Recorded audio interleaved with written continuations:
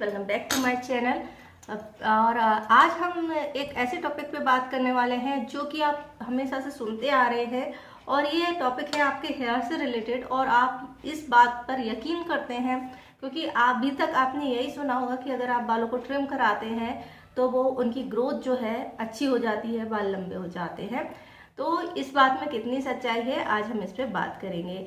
तो आज हम जानेंगे कि अगर आप बालों को लंबा करना चाहते हैं तो ट्रिमिंग कितनी ज़रूरी है या फिर ये एक अफवाह है, और जानेंगे अगर बालों को लंबा करना है तो हमें किन किन बातों का ध्यान देना चाहिए।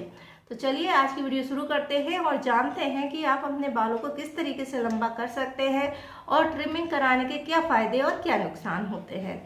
तो चलिए वीडियो से बालों का लंबा होना या बालों की ग्रोथ के बारे में बात करें तो हम तरह तरह की चीज़ें यूज़ करते हैं और बहुत कुछ ट्राई करते हैं, चाहे वो लगाने के मामले में हो या सीरम हो, शैम्पू हो, कंडीशनिंग हो, ऑयलिंग हो, या फिर उसके लिए जो टिप्स दिए जाते हैं हेयर केयर के वो सारे आप आजमाते हैं। उसके बाद भी हमारे बालों का जो टेक्सचर है उनमें बदलाव आता रहता है और इसकी वजह से कई बार हमारे बाल जो है नीचे से दुम हुए, रफ और डैंड्रफ भी हो जाते हैं।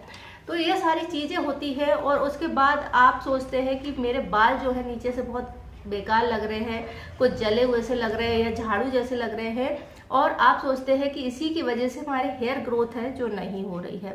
तो फ्रेंड्स इस पर कितना ये बात सही है कि अगर आप बालों को नीचे से कट कर लेते हैं या उनको ट्रिमिंग करा लेते हैं तो आपकी हेयर ग्रोथ चालू हो जाती है।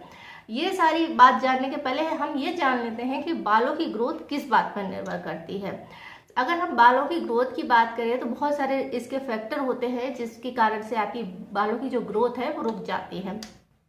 अगर हम बात करें डाइट की तो हमारे बालों के लिए प्रोटीन सबसे इम्पोर्टेंट पार्ट होता है और इसके बाद आता है बायोटिन जो कि एक विटामिन होता है और इसी के ज़रूरी होता है हमारे बालों के लिए।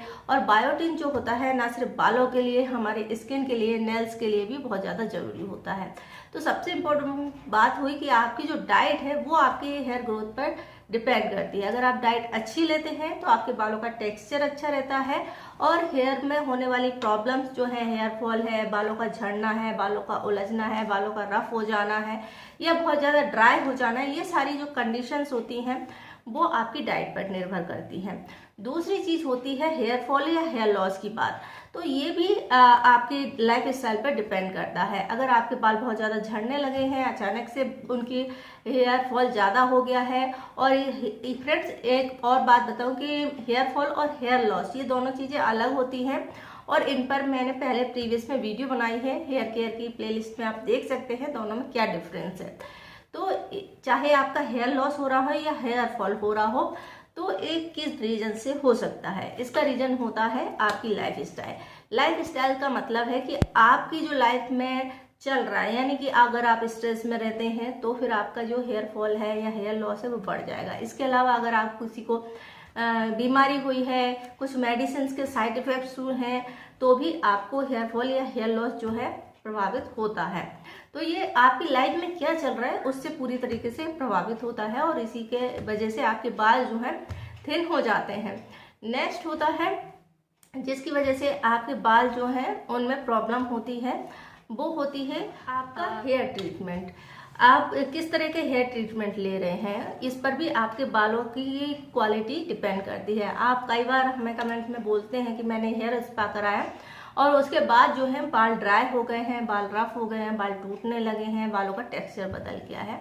तो जो आप ट्रीटमेंट करा रहे हैं वो किस क्वालिटी का करा रहे हैं, किस प्रोडक्ट से करा रहे हैं और आप कौन कौन से उसमें इंस्ट्रूमेंट यूज़ कर रहे हैं। जैसे कि हीटिंग इंस्ट्रूमेंट जो होते हैं, आपने स्ट्रेटनिंग करा ली, कर्लिंग करा ली, या फिर आप कोई दूसरा ट्रीटमेंट करा रहे हैं जैसे केराटिन ट्रीटमेंट करा लिया है ना। तो ये सभी चीज़ों में क्या होता है, केमिकल्स होते हैं और एक पूरी प्रोसेस होती है। उसके बाद आपको कुछ चीज़ें जो होती हैं वो आपको फॉलो करनी होती है। अगर आप उनमें से कुछ भी मिस्टेक करते हैं तो आपके बालों में इसका सीधा सीधा असर होता है और इसकी वजह से ही आपको बाल खराब हो जाते हैं। तो जब भी आप कुछ ऐसा करते हैं तो बेस्ट पार्लर पे जाइए जिसे अनुभव हो कि बालों को किस तरीके से मैनेज करना है, आपके बालों का टेक्सचर क्या है, कौन सा हेयर स्पा या ट्रीटमेंट जो है आपके बालों के लिए सही रहेगा। दूसरा, जो प्रोडक्ट वो यूज़ कर रहे हैं उसके बारे में आप जान लें। तो ये चीज़ की वजह से भी आपके बालों को नीचे से दो मुँहे और झाड़ू जैसे हो जाते हैं इतना पैसा और ट्रीटमेंट कराने के बाद भी। इसके अलावा अगर हम बालों की ग्रोथ की बात करें तो ये डिपेंड करता है, बहुत सारी चीज़ें हैं जो आपको, हेयर पैक या हेयर मास्क हो गया, या आप किसी कंपनी का प्रोडक्ट यूज़ कर रहे हैं या ऑयल यूज़ कर रहे हैं जो दावा करता है कि आपके बालों को लंबा करेगा। तो ये सभी जो प्रोडक्ट होते हैं वो कुछ हद तक काम करते हैं। अगर आप चाहें कि आपके बाल बहुत ज़्यादा लंबे हो जाए, घुटनों तक पहुंच जाए, तो ये सभी चीज़ें डिपेंड करेंगी आपकी जेनेटिक्स पर। क्योंकि अगर आपकी फैमिली में किसी के बाल लंबे नहीं हैं तो आपके भी बाल ज़्यादा लंबे नहीं होंगे, थोड़ा बहुत हो सकते हैं, लेकिन अगर आप चाहें कि घुटने तक हो जाए तो नहीं होंगे। अगर आपकी फैमिली में सभी के बाल लंबे हैं तो आपके हेयर जो ग्रोथ है वो तेज़ी से होती है और आपके बाल जो है जल्दी बढ़ने लगते हैं। तो ये सभी चीज़ें होती हैं। इसके अलावा हम बात कर रहे हैं कि अगर आप बालों को लंबा करना चाहते हैं तो किन चीज़ों को आपको नहीं करना है, यानी किन बातों को आपको ध्यान देना है।